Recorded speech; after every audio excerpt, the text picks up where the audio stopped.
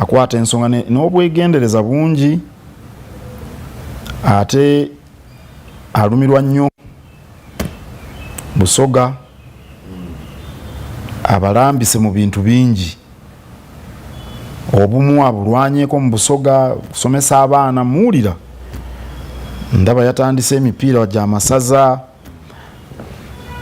ab'e Busoga ndoza bamukisa okuba nti bamulina Katikkiro Mayiga akoba nti Abasoga bangi bandibanga babere bakaali kuzuula kyama oba ebirungi ebiri mu Kyabazinga William Wilberforce Kadum Radio Powokuna kale ndi Busoga esalina okwenuminkiriza ino mu byobuwangwa byayo kubanga kiyinza okubatwalira ibanga okwira mu ofuna Kyabazinga omuvubuka omumalirivu eyeewaayo okulankulanya ekitundu kye. Gabula Nadiope ndowooza nti nno bamukisa kubanga ebintu abikwata na bwegendereza kulembeza omwegendereza akuzanya ekitundu n'abantu baba akulembera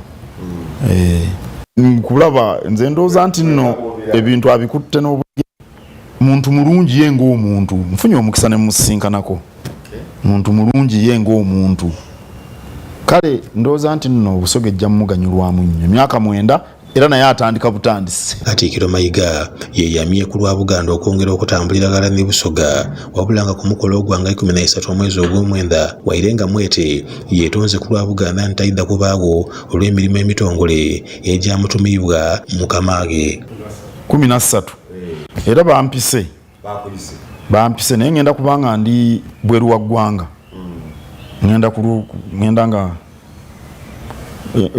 Kyabazinga okujaguza emyaka 9 ng'alamula Busoga nja kuba siriiwo naye tujja kukiikirirwa ng'Obwakabaka. Mayiga ng'afunvikira akubye Abasoga nga beeteekateeka okujja ku bikuuduko by'amatwikira basayina okumanya nti Wairenga enteekateeka za gavumenti ez'okwekulaakulanya ziriwo basookerwe okuba mu mitima beekulakulanye beene nga balima emmere ebibala ebisobola okubawonya endala awo ne basobola okusasadya gavumenti ng'ebongerezaako. Gavumenti eteekeddwa okukola ebintu bingi ebyandiyambye mu kuwewula obwavu. Nze gavumenti bulinaku era mbabuulira bandiwagidde obulimi kubanga abantu ebitundu 7 ku buli 10 bali ku bya bulimi. Kyandiyambye nnyo okuwonya abantu obwavu era gavumenti yandibadde yenyigira mu ky'okufunira abantu obutale obw'ebirime tugambe oyinza okugamba nti e Busoga waddayo nnyo emiyembe ne bababuulira miyembe ekijja baba balima ne babayamba okufuna we bakuŋŋaanyiza emiyembe egyo. Omanyi oba walimye emiyembe ng'olina akasero kamu toyinza kajja idudi n'okatuusa eyiganga tosobola tolina busobozi katuusa mayiro 10 kuva wooli naye mu buduuka we bateekawo bakuŋŋaanyiza emiyembe olwo tujja kumanya nti nekkolera erikamula omubisi gw'emiyembe bajja ddikola. Muhammad Mukalu n'atusakira ewulye lino ku lwa Baba TV Amakonde. Amatwikira gayise ife lata Kyabazinga Radio Powokuna wetweyongerayo butini esaza Baba lyasimye yalagira nti neberitegeka amatwikira ge ag'omukuzo ogw'omwenda n'esaza ery'ekigulu era gana tubenga tukulaga engeri esaza lino ery'ekigulu lyatumukamu mu byensoma olw'okwidda kw'abaminsani era lyatuka n'okuleeta abasomi abasooka okuba abamaanyi mu Busoga ne Uganda okutwaliza awalala. Mu mboozi yaife ey'okubiri ku isaza lya Baba ery'ekigulu tukasiisida ni Mzee Kyeyako Semayiri Issa abalangirawo isaza lino era kewe tutandiikire n'embeera ey'ebyensoma eyatuuka okuleeta abagundiivu ku katale ak'emirimu nga bava mu isaza lino. Abaminsani be bayita ne bafuluma e Bukaleeba ne bagwamu e Buna olw'oniini abayise engobi abaaliwo badaada baife nabayaniriza abamissionaries abo kyova buno okusoma okw'amaani wano mu Busoga okw'eddiini kwali SMS ng'abaminsani batuuse ekigulu okuva e Bukaleeba mu isaza ery'Ebuna e Mayuge wali weetaagibwa wabanaavunulanga olulimi era okusoma we kwatandikira. dada ife Katekaluusi niyakola omulimu ogw'okwaniriza abamissionaries abo olw'okuba ndali okusomesa eddiini n'okusoma kwa Sachula okw'Oluzungu ba interpreter abavamu abasomi abangi eno wano mu Busoga era baava Kigulu. Mu mwaka gw'Olukumi omusawo omukenkufu mu mayina ga Dr. Ibanda yamaliriza emisomo gye ayinga amaani gava ku kwida kw'abaminsani mu Kigulu Iganga. Abalangira baafunanga omukisa okulisa abamissionaries abo kubasa abasomesa abaana baabwe. Kyova na Kigulu yafuna dokita abaasooka mu Uganda, Dr. Ibanda okuva e Nabikote mu 1939. Kigulu era eviiremu n'abalamuzi abagundiivu abandikwabo abaasooka mu Yafeesi Edaman mu kitongole ekiramuzi mu iwanga Uganda. Judge Elizabeth Tibate Moyo Mumbeda, Principal Judge Musota, Judge Ndikabona, abo bano Kigulu n'omugenzi eyali yakafa Judge Elizabeth Nahamya Owenabikote.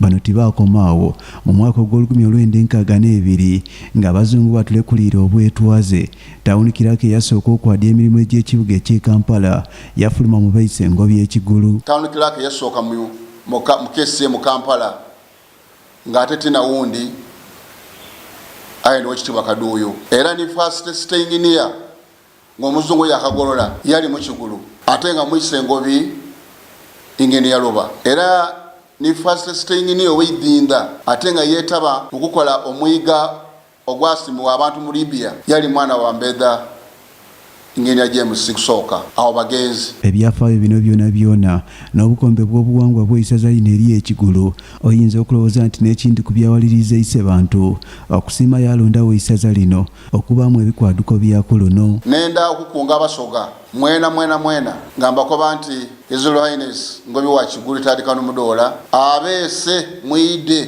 twanirize Kyabazinga wa Busoga muganda we eyasiima okwida mu mbuga ye y'Ekigulu ng'ayiddukira amatyamisaaga ag'oku ntebe ag'omulundi ogw'omwende na mu ngaalwe. Emboozi tukaleeta era n'enkyolukyo Linda obona ekyalo ekyafuna omukisa okukyaza Queen bantu wa Bungereza Queen Elizabeth II eyali yankayisa omukono bwekirijja okwiramu okukyaza ise bantu ku Lwokusatu lwa Saasiraida.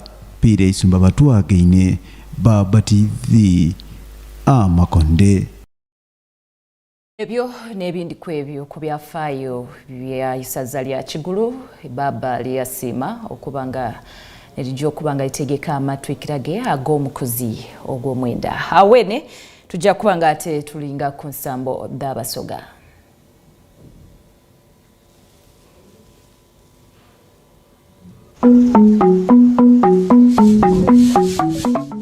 Emikono emingi jangu y'emirimu. Bw'oba oyenda omulimo gukolebwe mu bwangu kozesa abantu bangi kubanga wano omulimo guba gujja kwanguyibwa.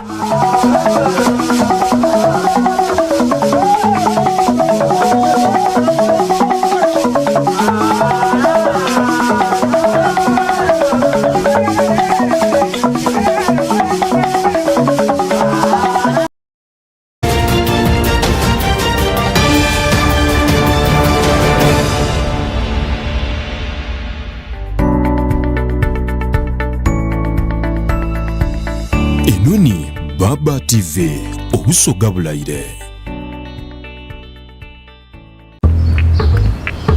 Paya amazi nsobola okusasula ne momo? No. Ha.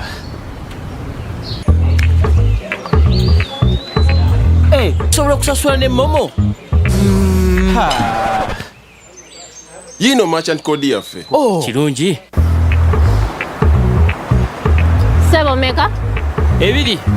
Nyabo, nsobola okusasula ne momo? Bambi nedda. Ha. Baby, tuve wano. Bukibanga okusasula ne MTN Momo kigirako emigaso mingi n'egisingako eri buli omu tekikola makulu okubanga tugirina. Hello, nkimye rent. Nsobola okusasula ne momo? Ha. Yes, osobola. Sasula obagula ne MTN Momo olwo tukuddize ssente oleweeki ya bwereere. Kozesa Momo app obanyiga *155*3#.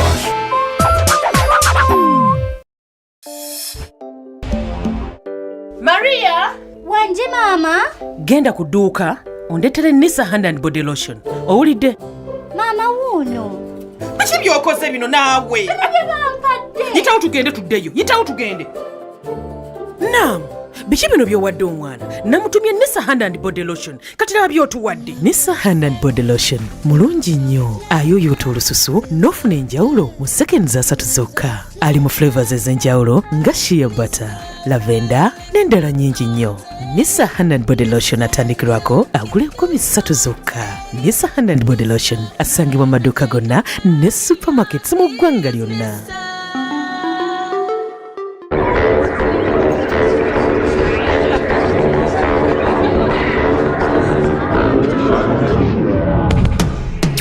Cheers to something refreshingly different. Putting the brakes on a fast-paced world. Slowing down just enough to stand out. Cheers to the beer that does it differently. Brewed longer for extra refreshment.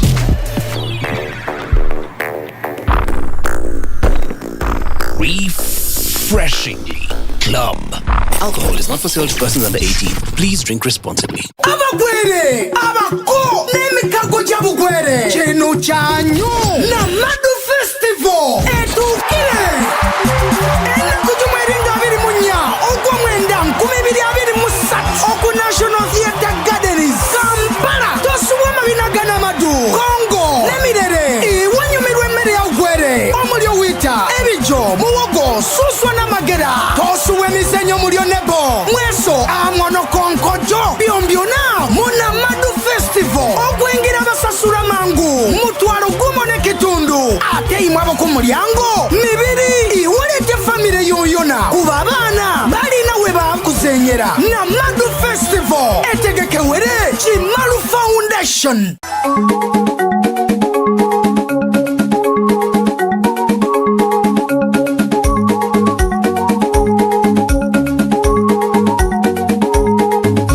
Nze Sebyoto Julius, Managing Director wa Julius Property Consultants Limited, enasana ku General Stage.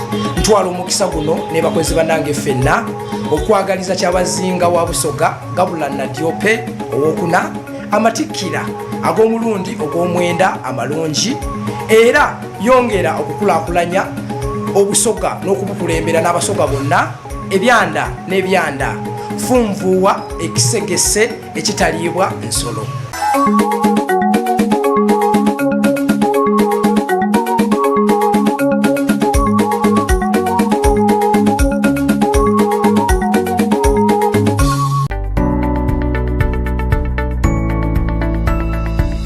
Enoni Baba TV Obusoga bulayire.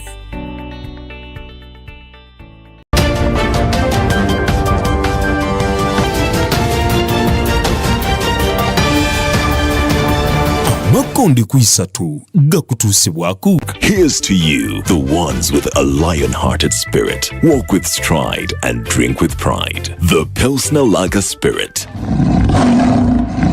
Pilsner, stand tall and stride on. Excessive consumption of alcohol is harmful to your health. Strictly not for sale to persons under 18 years. Please drink.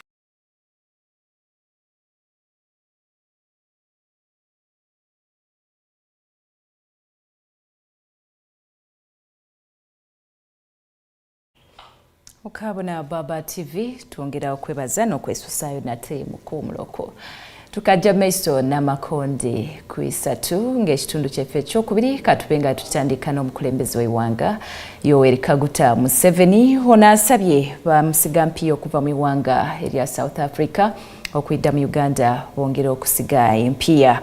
Omukulembeze w'eggwanga bino abyogerebwa abeerenga yaganine muku ne bamusigampiyo okuva mu eggwanga erya South Africa wale mu lwekuba n'oluyindire ennaku 2 ku Speak Resort emunyonyo katubone. Value and the economy of Uganda grows, becomes much bigger. We get more money from coffee instead of getting $2.5 per kilo for coffee, because that's what happens now. We, the coffee growers, get $2.5 per kilo of good coffee. The one who roasts it outside gets $40. So I'm very glad that now, in our small battle here, we are working together to solve this problem. Because when you say I have seen all those items there. That will mean more families in Uganda who are outside the money economy will join the money economy. South Africa got freedom. I met Mzee Mandela. I said, now let's use South Africa, because South Africa had some capacity at that time of more investors, some capital, and I wanted to take advantage of them, and they also take advantage of me to build a strong economy for Africa. That's how I proposed to Mzee Mandela. We started a wide-body joint airline.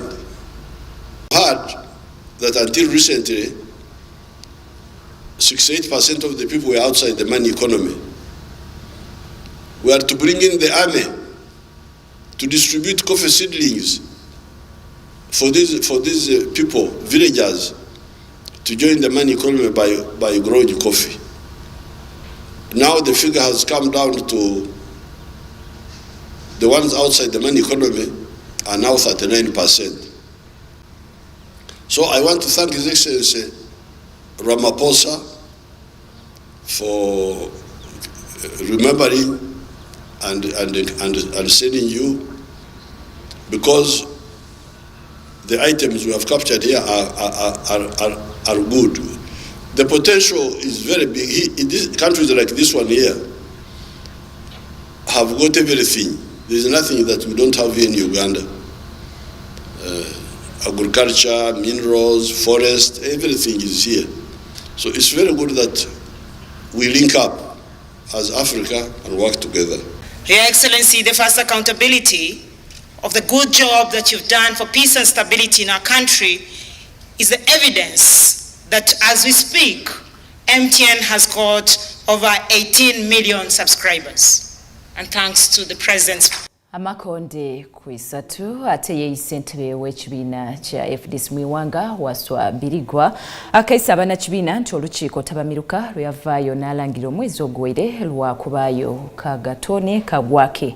Ono era agire maiso yategeeza ng'olukiiko lwakumalawo obukeire 205 kuva ku Edo obukeire olukaaga banaibwedde babaire bategeeza nti nedeetaagibwa era koba nti lwidda kubanga luyindirala ebitundu ebyebusaabala. Yebuviireko ekibiina kya FDC kyagwamu nabe eyatuuka n'okubayuzaayuzaamu bagwamu ebigayi bibiri okuli ekya Patrick Oboya Miriat Ninondela Mafabi abakulembera ekibiina kino wala n'ekikulemberwa Dr. Kiza Besigye nga bino byonna byava ku nsonga ya mpiya endikoyibwa okubanga daabageebwa President Museveni dayingira mu kibiina mu ngeri emena amateeka. Musobola okubanga mwalowoozaako nti nzija ssente ewa Museveni. Eyindi ku nsonga eyalingirirwa ng'eyinza okumalawo obutayisamya buno yali yakubita mutabamiruka w'ekibiina wakati mu kuwaanisaganya ebigambo okuva mu bakulembeze ab'enduyi zombi era nga bakolesa obuyinza obubageebwa Isi Magango w'ekibiina ssentebe w'ekibiina kino ambasada Wasobirigwa yabisa ekiwandiiko omwezi ogw'oyire akitegeeza bamemba b'ekibiina kino ku lukiiko tabamiruka olwaleero kikakasibwa ng'ennaku ez'omwezi 16 omwezi guno bannakabiina bonna beeteebwa bukubirira okugondoola ensonga ez'ekibiina kyabwe. 19 Septemba era mwenna mbayita mujje mu bulungi twali tulabe engeri ki gye tutwala pati yaffe mu maaso nga bamanyi tulina ebizibu bingi ngezezaako kulaba oba nsobola okubimaliriza naye bizitoye byagala nammwe mujje mukwatemu tusobole okugenda mu maaso n'ekibiina kyaffe. Kinayiddukirwa nti ku lwabalaza lwa Saasiri eno amyuka omwogezi w'ekibiina kino John Kikonyogo yavaayo yategeeza nga tabamiruka ali okwogerwako yali tategekeibwa bulungi era yalumiriza ssentebe Birigwa okusalawo yenka agazira kubuuza ku bakulembeze baine nga n'ensonga y'empiya ediwera obukeire lukaaga eddaali zeetaagisa kyategeerekeka nti eddaali lizirawo kyokka bino byonna Birigwa olwaleero abigwa Kayinya ng'akoba nti kagwakoba kagutone olukiiko lwakubaawo. Working committee n'ekitunuulira n'esalawo n'egamba nti ku ssaawa eno tetulina ssente kuteeka mu lukiiko luno olw'Extraordinary Delegates Conference. Chairman lwagezaako okutuuza ekibiina kyabwe ne ssente si zaabwe, ssente za kibiina ezibanga wegyeziri naye nga baagala bazikozesa mu byabwe. Nakino kintu kikulu nnyo. Tuyita abo bannannyini pate ne bateeka okubeerawo ne bagira ki ne bajonjola ensonga. Birigwa kakayisa nti empiiya n'ebintu ebindi ebirijja okukozesebwa mutabamiruko ono yabifunire era ng'alindirire Kaire konka ayanirize bannakibiina. Era kyabyavaayo nga baganya ate kati nenseka lw'okuba nti ate beewandiikira budget ate ne bagigaana ne sibitegeera bulungi ne tutambulira awo. Kandowooze nti bajja kuddamu okwelowoozaako n'okulaba nti ssente ezo tuzifuna, naye nga tetuzifunye tujja kgenda mu maaso n'emitingi yaffe. Amyuka ssentebe w'ekibiina kya FDC Salaam Musumba akwaba nti abamiruko ono ali mu mateeka era balijja kutyama ewaabirigwa Busaabala nga basuubira abakiise abaliyo mu 1000. Siyinza kukkiriza kibiina kyendi founder member kunfiira mu ngalo, ate era siyinza kukkiriza bantu oba muntu kuwamba kibiina. Siyinza kukkiriza muntu yenna oba bantu kutta kibiina kyetuzimbidde emyaka 20 kyetutaddemu ebyaffe byonna. Ebyo nga biri bityo ye ssentebe w'ekibiina ki People's Progressive Party Saddam Gayira asabye enduuyi zombi ediri okusiba omuguwa mu kibiina kino okwekomako kubanga kimalamu amaanyi aboolyo oluvuganya gavumenti. Butakwatagana bw'ebibiina nga birinamu ebibawayi bibiri kye kimu ku biremeseza opposition okukolera awamu buli lwe tubadde tugezaako okukolera awamu. Ebya FDC nga tubiziza kumbali ate kyo ekitongole ekivunaanyizibwa ku bigezo mu Iwanga ki Uganda National Examinations Board olunaku olwaleero kifulumiza ensengeka timetable erijja okugobererwa okukola ebigezo bya kamalirizo ku mitendera esatu nga kuno okuli P7 S4 ni SC6 siniya y'omukaaga ne siniya y'okuna. Era akulira ekitongole kino Dani Nokorashi Odong wano wasinzire yategeeza nti omusomi yena anagemwaku nga ali kwibira ebibuuzo ebigezo bye tibyakwira bedda kubanga ati babisaza byonna byonna wate akolebweku nga amawango bwegalagira. Kitongole eky'ebigezo mu Uganda ki UNEB kimaze ofulumya olukalala olw'enteekateeka ez'ebigezo ebirijja okuba nga bifundikira omwaka ebiri okuyinama ng'ennaku ez'omwezi 13 omwezi ogw'ekumi omwaka gw'ende guno n'okuteekateeka abasomi. Release our examination timetables for 2023 officially. Bano abasuubira okwira ku masomero ng'ennaku ez'omwezi 18 omwezi gw'ende guno baakobaayo obwasaasira 3 ebigezo biiname. Abanasooka okukola ebigezo n'abasuni ey'okuna n'ekya geography ng'ennaku ez'omwezi 16 omwezi ogw'ekumi omwaka gw'ende guno paka ng'ennaku ez'omwezi 17 omwezi ogw'ekumi n'omulala omwaka gw'ende guno. Eby'omwaka guno bijja kutandika ng'ennaku z'omwezi 13 omwezi ogwamukulukisa bitungotungo nga guno gwe mwezi ogw'ekumi era lujja kuba lunaku lwa 5 nga ku lunaku olwo abayizi abasiniya ey'okuna bajja kuba bateekebwa nga babanjulirwa enteekateeka yonna ebibuuzo era nga kino kijja kukolebwa abakulira amasomero gaabwe awamu n'abasomesa. Ate ekibinda ekisembayo n'ekyabasuni ey'omukaaga abalijja okukola ebigezo byebwe okuva ng'ennaku ez'omwezi 10 ogw'ekumi n'omulala mpaka nga olulala Desemba omwaka gw'ende guno. Ebibuuzo ebinaasembayo bijja kubeera ebya siniya ey'omukaaga biyitibwa ebya USCE nga bino bijja kutandika ng'ennaku z'omwezi 10 omwezi ogwa Musenene biggwe ng'ennaku z'omwezi 1 omwezi ogwa Ntenvu 2023. Abakulu ab'amasomero bakubirizibwa okuteekateeka enkalala zino basobole okudiga abaana badisome badeetegereze ng'obwire bukaali. Kulu abakulira amasomero basabiddwa okulaba nti abayizi bonna bamanya ennaku z'omwezi zino ebibuuzo bwe binaakolebwa. Basabiddwa okulaba nga olukangaga oluliko ennaku ezinaakolebwako ebibuuzo balutimba buli wamu awasobola okulabibwa abayizi bano.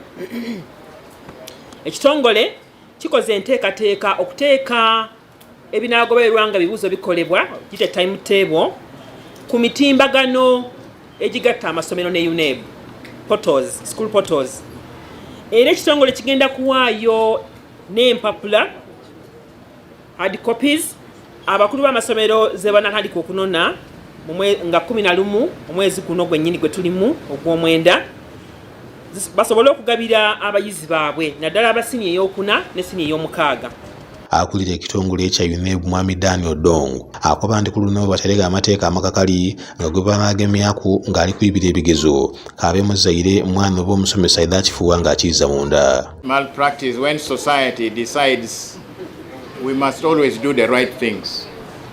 But when society still feels that we should take shortcuts, malpractice will continue. However, we are hoping that the deterrent measures that we are going to be putting in place should discourage those who would be perpetrators of this vice. Omwaka guno omuwendo gw'abaana abalikola ssuni ey'okuna ne ssuni ey'omukaaga gweyongera ebitundu 4 n'obutundu 3 ku buli 100 n'ebitundu 13 n'obutundu 5 ku buli 100 nga bwe kirambikibwa. Ate nga ab'ekyomusanvu bakoze ebitundu 10 ku buli 100 okulaga ng'omuwendo guno guyise ino wansi. Abayizi omutwalo 11,579 bano beewandiisa ku ddala lya siniya ey'omukaaga. Yana agamba nti bano beeyongedde nnyo ekitabaddeewo emabega nga beeyongeddeko obutundu 13 n'obutundu 5.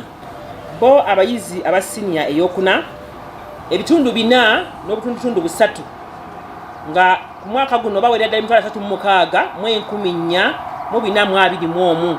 Kyokka batuuse ku siniya ku primary ey'omusanvu n'agamba nti waliwo okukendeera okuwera ddala ebitundu 10 ku 100. Yengo Elia n'abatusakire ewulire lino ku lwa Baba TV Amakonde. Kamiti olunaku olw'eggulo yakubye ebituli mu alipoota eyaleetebwa ne minisita omubeezi w'ebyamasanyalaze n'obugeiga obw'ensibo Okasayi Oporoti nga bagiwakanya olw'okubula ekinuuso ekirambika enteekateeka za gavumenti okusobola okumalawo ekizibu kya bbeeyi y'amafuta eyeekana emyenaku dino. Butyo olunaku olwaleero tulonsiza Mukoni Daniel Mushabe ono n'akulira kampuni ya Meru eyindi kwedo erituusa amafuta era n'okugatunda yabaako na bingi byalonsiza byatwinongoire. Gavumenti olunaku olw'edda baakubye ebituli mu alipoota ya minisita omubeezi w'ebyamasanyalaze n'obugeiga obw'omu itaka Okasayi Oporoti gye yabaire aleese okwanjulira paalamenti ku biki ebiviireko amafuta okupaaluuka ate yagayira ensonga nkuyire erisobola kuyamba kizibu kino kuwaawo. Assuring the country we shall continue monitoring the supply. There is Right Honorable Speaker, what my ministry is responsible is to assure, since these are global issues. Minister Okasayi akubye amafuta okunina mu Uganda kiri mu nsi yonna nawula ate ekizibu kya Uganda yonka. This is current.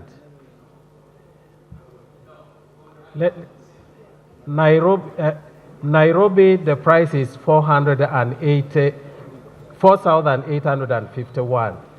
Eldoret. You who is saying you know how much is the fuel? Boti mukwogera ku n'abandi kubatuusa amafuta kuno okuli aba kampuni ya Meru batukobera ensonga ze bakuba kino edisinza okuviirako amafuta okupaaluuka nga kwedde n'okuli ne bbeeyi ya doola okuniina.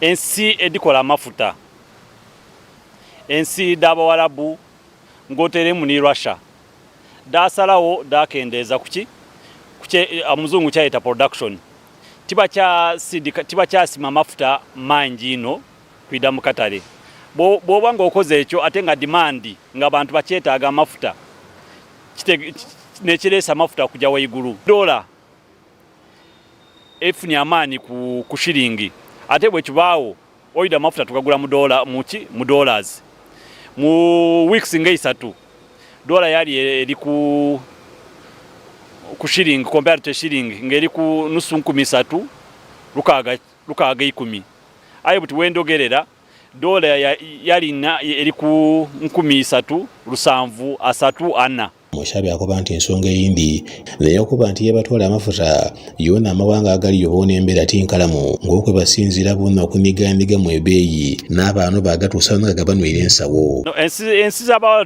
tezirina lutalo naye of course kyatandika oyidukira amafuta bwe gaali gajire waigulu ino emyezi ejagwa nga Russia yakatandika olutalo ni Ukraine. Abazungu n'Abamerika bali batere ku omuzungu kyayita sanctions ku Russia nga mafuta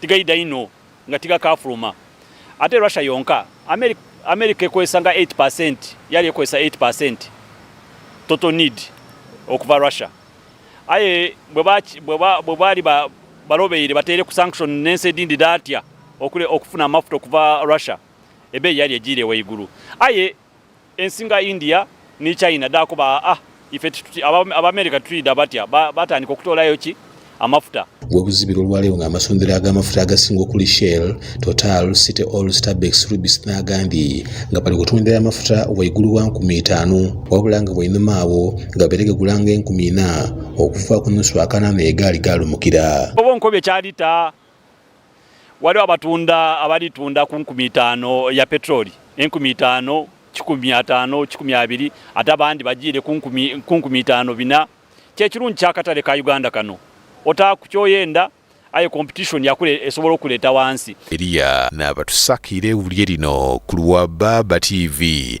Amakonde. Ate ssentebe w'akakiiko ka palamenti akalondoola ebisuubizo bya gavumenti Betty Nambooze Bakireke ono alaze okutya ng'akakiiko kakulembera bwe katuuse okulemerera okutuukiriza emirimu gyako olw'abo baayise ba mafia batandise okuyingirira enkola y'emirimu gyaibwe. Kino kiriire abakungu ba minisitule y'ebyobulamu okulema okubonekako mu kakiiko kano era nga bano bakanze kulindirira wazanga eziraanini eyo. Kino kirire olunaku olwalira akakiiko kano okuba nga kabere kalina okutyama okuba ku n'ensonga dekegeyamu wagati gaibwe n'abakulu okuva minisitule y'ebyobulamu wabula abakungu okuva minisitule eno tibabonekeibwa ekitabwire ssentebe w'akakiiko Betty Nambooze Bakireke. No longer a matter of forcing people to be part of this committee. We cannot continue taking things for granted, especially people who get paid the salary to be supporting this committee. And it appears now they choose when to be around and when not to be around. They can even come, peep and sit and then run away. Nambooze akoba nti guno gufuuse muze era ababaka abatama mu kakiiko kano okwebulankanyangaamu nti amaddaako kyakobye nti kyandibanga galiwo ba mafiya bali kakozesa. To discipline first our own selves. If we have a meeting, I expect all my staff to be here. I expect honorable colleagues to be here. It seems that there is a deliberate attempt to fail this committee, because those people who have picked government funds to go and execute assurances as made by government have not done their work. They turn to this committee for frustration. The committee has made several reports, filed them with the clerk's office.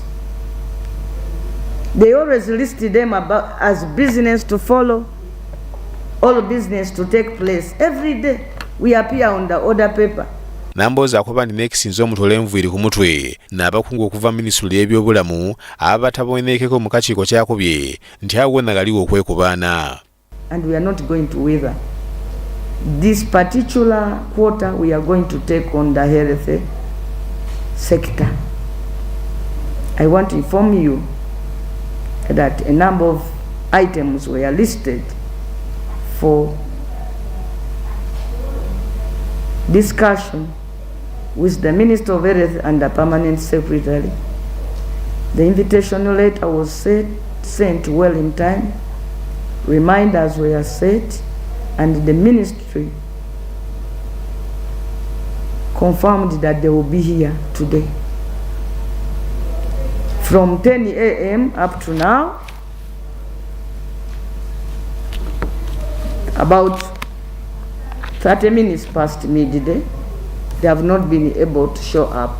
Thus, we have about 3 ministers in that ministry, not so. I don't know why none of them has appeared. The permanent secretary has a number of people in our office, and I don't know why if she can't turn up herself, why she can't come through another officer. She has so many commissioners. First of all, I want to request the clerk to read out the items we wanted the minister to clear. Ono akuba nti baidde nga bakola alipoota mbitirivu aye nga tiddisengekebwa mwezi edisalina oteesebwako mu paalamenti nti okumanya bano nga badoozi ne minisitule w'ebyobulamu taniimyewo naire mu lukiiko olukulu olw'Iganga kuba kuna byayanda. You will find that even most of our work is outside the plenary. We are supposed to write to committees.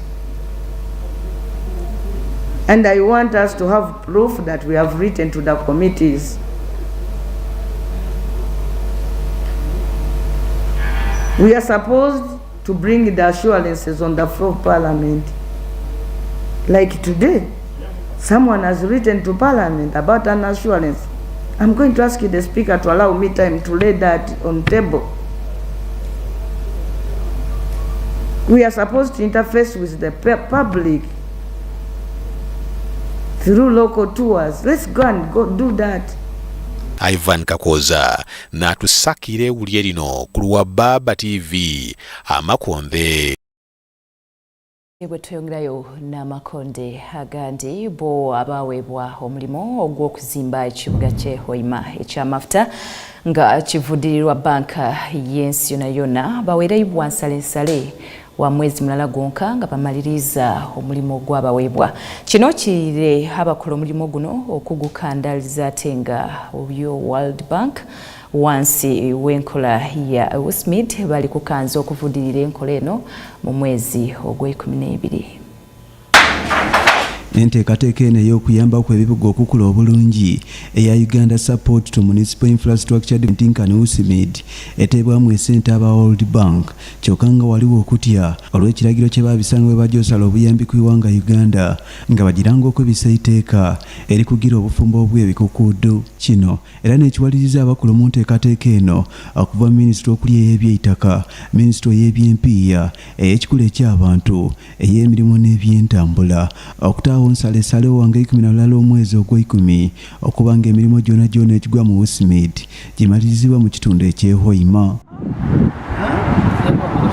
Ebibalongawo ebyemereire enteekateeka eno eya USMID erijja kuwa kungenda kudda omwezi 33 omwezi ogw'ekumi-n'ebiri omwaka guno gwe tulimu. Kino nekiwaliriza abakungu okangula ku iroboozi eri ba kontrakita abalina okola ku mirimu gya USMID okujanguyako mu bwangu ng'omwezi ogwidda gukaali. The extension has to be justified, but you know we have no time.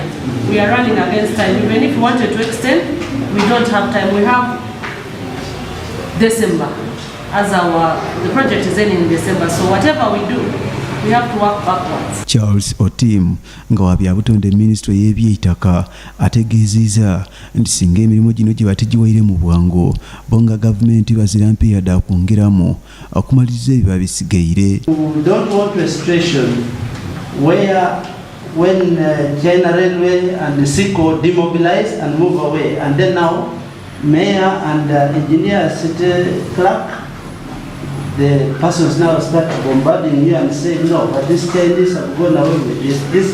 They have not paid my maram, they have not paid my this, they have not cleared me on this. And that's why we need your team on the supervision side. Abakungu okuva mu kibuga eky'e Hoima okuli Sylvia Nalumaga nga namyuka meeya w'ekibuga kino kwotaire Bone Kiiza inginiya w'e Hoima bategeeza nga balijja okumanisa kampuni dombiriri edaweebwa omulimu ogw'okukola ku nteekateeka edda USMID ku bino ebiri kujja mu maiso era emirimu bagimalirize mangu. Commit that as a city authorities we are going also to do more further to work together with the contractors to see that this work will help us be completed before the project ends. We are very optimistic that by November the works will be completed. Yebuviireko gavumenti yategeezanga bweri mu ndogerezeganya n'abakungu mu World Bank okubona nga ekiragiro kye baabisaba kikyusaamuuko olwa Uganda yeyongere n'okufuna obuyambi emirimu gitambule bukalamu. John Tanabirie nakusakire bino ku lwa Baba TV Amakonde. Gwo omulimu gw'okuzimba ekifo awalijja okuba nga tewalongosebwa amafuta mu kitundu kya Tirenga mu disitulikiti y'e Buliisa mu Bunyole eyo ekimanyibwa nga the Oil Central Processing Facility Kwineme. Ekifo kino n'ekindi ku ebyo ebirijja okuba nga ate birongosezebwamu amafuta okuva Enoya ne Buliisa. Katubone. Entabire eno ey'okusengedda amafuta Nkani Central Processing Facility mu nteekateeka eno eya Tirenga erijja kusolooza amafuta agakali kutuukaana okuva mu bidiba byago mu disitulikiti ebiri okuli ey'Enoya n'ey'e Buliisa olwetandika okugaidulula ebikyafu ebigalimu. Ng'ekyo kiwaire era erijja agatambuzanga okubita mu mudumu omutontono okugatuusa mu kibangirizo eky'amakolero ekya Kabalega Industrial Hub mu igolozi ery'e Kabale mu disitulikiti y'e Hoima. Kino kimaze okukakasibwa ne Minisita omubeezi w'ebyobugege eby'omu itaka Honorable Peter Lokeris wabeere walala ne Ernest Lubondo nga nakulira olukiiko lw'amafuta mu Iwanga lo Petroleum Authority of Uganda we babeere ku mulimu gw'okulambula emirimu egiriitambula ku pulojekiti ya Tirenga etambuzibwa aba Total Energies. Most of the infrastructure was concentrated in the industrial area. The reason for that is that this is an environmentally sensitive area. We don't want to distribute too many things in different places. So if the refinery is ours, there is no problem. This must be really marketed well, talked about well.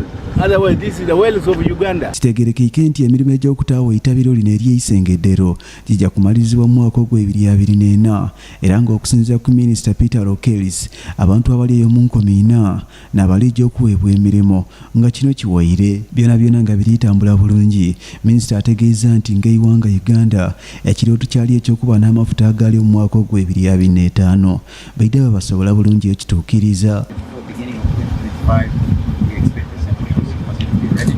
People are here working, they are increasing their capacity, and we should be on track. Ernest Lubondo akulira Petroleum Authority of Uganda ategeeza nti bajjataawo entabiro dda mirundi ebiri ng'eyindi ejja kubeera iraleere ku Kingfisher Oil Field ebuuka mu igolozi ery'ekyangwali mu disitulikiti y'Ekikuube ate eyindi nayo yebatandise era okuzimba Tirenga mu disitulikiti y'e Buliisa. Ono era ategeezezza ng'eyagema omulimu gw'okuzimba omudumu ogw'amafuta ogujja okugatambuza okuva e Kabalega mu Hoima okutuuka e Tanga mu Tanzania ogwa East African Crude Oil Pipeline EACOP bamaze era okumufuna era ne gavumenti yasasula abantu ebitundu 9 ku buli 100 kuba lijokosebwa mu nkola eno. John Tanabirie nakusakire bino ku lwa Baba TV Amakonde. Abaisilamu Abahamadia munsi nayo na His Holiness Hazrat Miraz Mansour Ahmed ono asabye abaisilamu okwikiriza kwibwe mu ddiini lyaibwe nga bagira ku byawandiikibwa mu kitabo ekitukuvu ekya Qur'an. Ono okwogera bino abeereka ali kwigalawo olukuŋŋaana lw'omukuzi ogwana n'omusanvu olw'Abahamadia nga ono lubeire wali mu Iwanga erya Germany. Enkuyanda n'enkuyandedde abaisilamu Abahamadiya okwetoola ensi yonna n'abakunganire mu Iwanga lya Germany okwetaba mu lwekubano lw'ebeesajja lusasala n'olwa47 oluba buli mwaka n'ekirubiro ky'okwongera okumanyisa abantu ebigema ku iddiini busiraamu. Olukungaana luno lw'ennaku 32 lwigairwawo mu butongole ne His Holiness Hazrat Masroor Ahmad omukulembeze w'Abahamadiya mu nsi yonna. Mu bubaka bwa His Holiness Masroor Ahmed afalasira abakungaine okuba abaikiriza abatuufu abasoma ekitabo ekitukuvu Qur'an era batuukiriza ebyo bikirimu nti n'ekirijja okubayambako okuba abaikiriza ab'amazima. The Holy Quran, which is the basis of the Islam, all Islamic teachings, says in relation to the propagation of Islam. In chapter 10, verse 100 of the Holy Quran, Allah the Almighty states, "And if thy Lord had enforced His will, surely all who are on the earth would have believed together.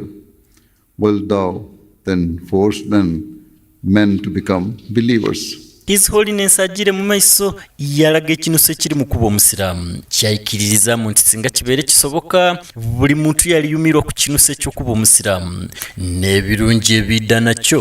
Here, Allah the Almighty proclaims that if he so desired, he could have compelled all people to accept Islam. However, he determined that human beings would have free will. Masrur amaliriza nga atendereza omubaka Nabi Muhammad sallallahu alaihi wasallam olw'obubaka bwe bw'okumanyisa abantu